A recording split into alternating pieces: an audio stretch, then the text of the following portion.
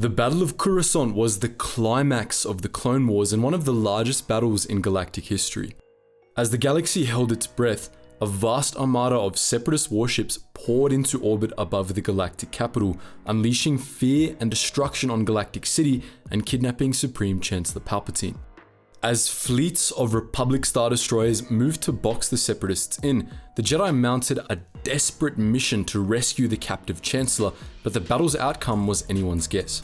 We all know the rough story, but most Star Wars fans know surprisingly little about some major details of this climactic battle.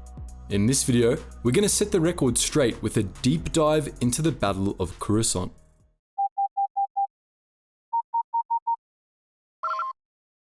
Attention, Sergeant on deck! 3 years into the Clone Wars, the Republic had gotten the upper hand. For 6 months, the Grand Army of the Republic had been committed to the Outer Rim sieges, pushing Separatist forces out their strongholds on the fringes of the galaxy. The CIS had been completely driven from the core worlds and the colonies. Supreme Chancellor Palpatine seemingly felt confident enough about the core's security that he sent large portions of Coruscant's defense fleet out to Seleucami, Felucia, and Megiddo to assist Republic units there. Few loyalists could have imagined what was to come. Unbeknownst to the galaxy, Separatist leadership was planning to attack Coruscant. On orders from Darth Sidious and Count Dooku, General Grievous had requisitioned a whole 6 of the CIS Navy for the campaign, all but stripping the Yagdul Theater of assets. From his flagship, the Invisible Hand, Grievous assembled the largest fleet the CIS had ever fielded, composed of thousands of Munificent-class star frigates, thousands of Recusant-class light destroyers and Providence-class carrier destroyers, and several dozen Lucrehulk-class battleships. The colossal armada carried millions of Vulture droids, tri-fighters, and landing craft, as well as hundreds of millions of battle droids, among them B-1s, B-2s, droidicas, and Magna Guards. Millions of armored units, including Crab droids, Octoptara droids, Hellfire droids, AATs, and MTTs, were also part of this invasion force. The Coruscant defense fleet was at reduced strength due to the Outer Rim sieges, but Coruscant was still far from an easy target. Thousands of Venator-class and Victory-class Star Destroyers were in position in orbit, together with substantial numbers of Dreadnought-class heavy cruisers and Carrack-class light cruisers. These vessels were supported by hundreds of thousands of ARC-170s, V-Wings, LAATI gunships, and ETA-2 interceptors. Millions of clone troopers were stationed on the ground, including the entire Coruscant Guard, as were the Senate Guard, several clone commando squads, several ARC trooper teams, and several non-clone Republic infantry units. Republic ground units were supported by ATRTs, ATTEs, ATAPs, ATXTs, Juggernauts, fighter tanks, and SPHAT artillery, not to mention scores of Jedi. Grievous timed the invasion to take place right after Supreme Chancellor Palpatine's annual State of the Republic speech, when most of the Republic's major government officials would be planetside. Using secret routes through the deep core supplied by Darth Sidious, Grievous led his armada from Yagdul to Coruscant and caught the Coruscant defense fleet with its pants down. The Separatists jumped right in on top of the defense fleet, allowing them to vaporize most of the Republic's orbiting warships before they could scramble their fighters or raise their shields. Nonetheless, over 1,000 Republic Star Destroyers and their complements survived, and a fearsome orbital battle began. Initially, Grievous made the attack on Coruscant seem like a desperate final strike, ordering his warships to spread out, attack targets of opportunity, and cause as much chaos as possible. Using a battleship-borne communications jammer, he cut off all communications in the Coruscant system, preventing Republic forces from coordinating a defense. While he still had the element of surprise, Grievous sent flotillas to interdict key hyperspace reversion points and lay mass shadow mines. As Separatist frigates and destroyers fired on orbital mirrors, communications, satellites, and random surface targets, Grievous's battleships disgorged swarms of starfighters and flotillas of landing craft, bringing the battle to Galactic City. The battle in orbit was pure chaos. The tattered remnants of the Coruscant defense fleet struggled to coordinate with communications cut, while the Separatists were deliberately acting disorganized and shooting at whatever seemed a convenient target. Unaware that the system was being interdicted, many Republic captains chose to fight conservatively, hoping to hold out until reinforcements arrived from the Outer Rim sieges. All the while, new Separatist ships continued to pour in from the deep core. So many ships were crowded into the skies above Coruscant that some of the Separatist stragglers ended up crashing into Republic vessels as they came out of hyperspace. Meanwhile, hell broke loose on the surface. Hundreds of millions of battle droids marched into Galactic City, causing mass panic. Due to the communications blackout, local forces were unable to coordinate evacuations, riot control, or emergency response. And General Grievous wasn't keen on making it any easier for them. Vulture droids rained from the sky, carrying out waves of kamikaze attacks against civilian targets. Separatist fighters slammed into buildings, strafed crowded plazas, and destroyed transport infrastructure. For the wealthy citizens of Coruscant's upper city, it must have seemed like the world was ending. Fortunately for Coruscant, the Republic's first lucky break came early in the battle. Loyalist analysts discovered that the communications jammer deployed by the Separatists was based on one the CIS had used during the Battle of Pre-Sitlin, allowing them to break through the encryption codes and restore communications for the Republic military and municipal authorities. As the local authorities coordinated evacuations, the Jedi set about rallying the Grand Army of the Republic to defend the planet. Mace Windu, Saesee Tiin, and 22 other Jedi pilots took to the skies in their interceptors, intending to join the orbital battle.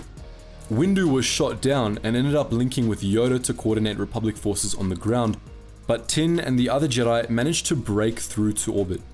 After passing beyond Separatist lines and relaying a recall message to Jedi all over the galaxy, the Jedi pilots split to bring order to Republic naval forces.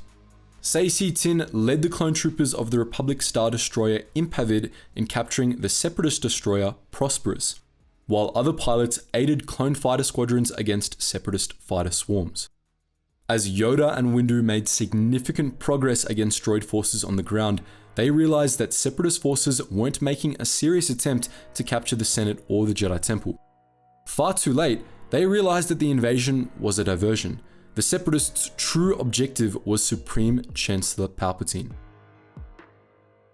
4 Jedi, Shaak Ti, Stas Ali, Roron Korob, and Fal Modama, were sent to get Palpatine to safety. They arrived just in time to prevent Grievous from snatching Palpatine straight out of his office. As Ti, Korob, and Modama ushered Palpatine away, Stas Ali and Palpatine's guards managed to delay Grievous, though not for long. The droid general and his Magna Guards soon broke away and pursued the Jedi through the streets of Coruscant, chasing them all the way to the Maglev train station, where Shaak Ti finally managed to lose Grievous. After linking up with Stas Ali, Mace Windu, and Kit Fisto, Shaak Ti and the others shepherded Palpatine onto a train bound for another district, where Palpatine had a bunker. Grievous pursued, but he was unsuccessful in stopping the train. At the bunker, they met up with 2 more Jedi, Roth Del Masona and Bink Otrila.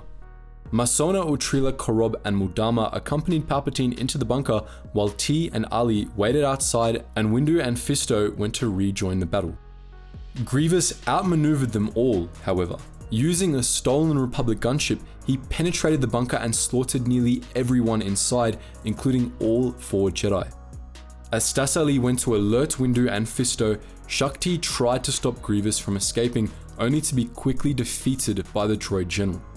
Grievous left her alive, but restrained in the bunker, using her to leave a message to Windu and the other Jedi.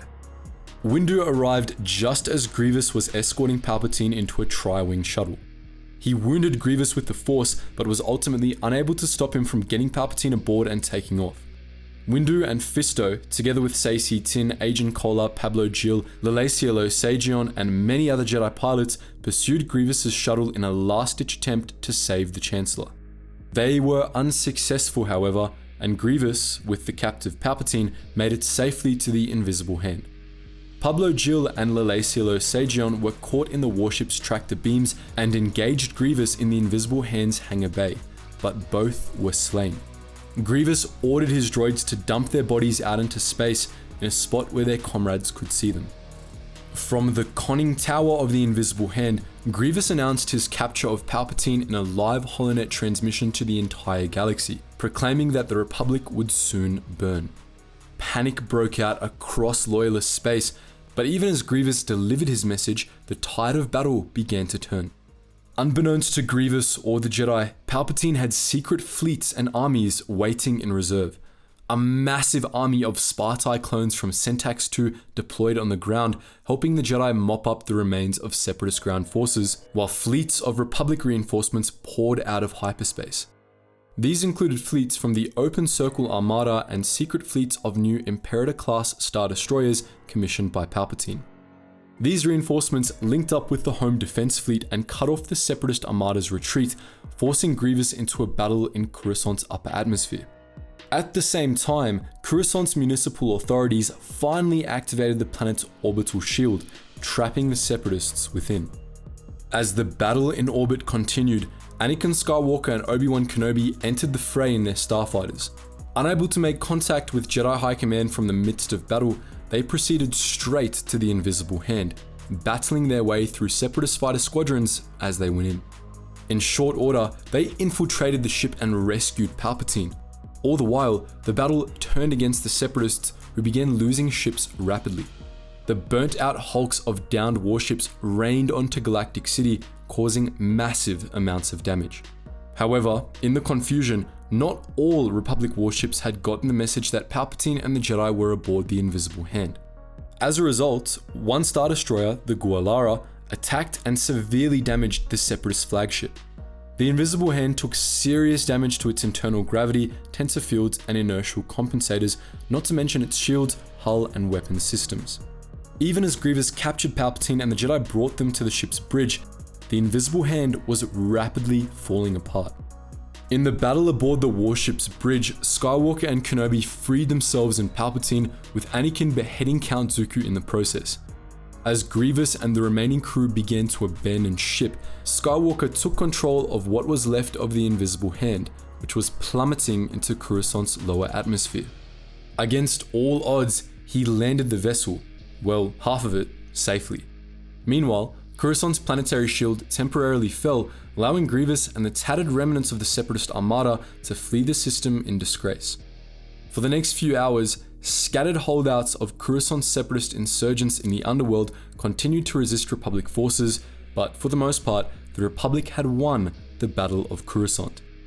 The Battle of Coruscant saw immense casualties for both the Republic and the Separatists, but ultimately the Separatists suffered worse. With the death of Count Dooku and the loss of so many ships, the CIS was all but defeated after the battle. The Republic, meanwhile, rapidly recovered, at least militarily. Coruscant itself suffered grievous damage. Deliberate acts of terrorism and warship crashes destroyed a staggering amount of Galactic City, starting fires that still burned for several days after the end of the battle.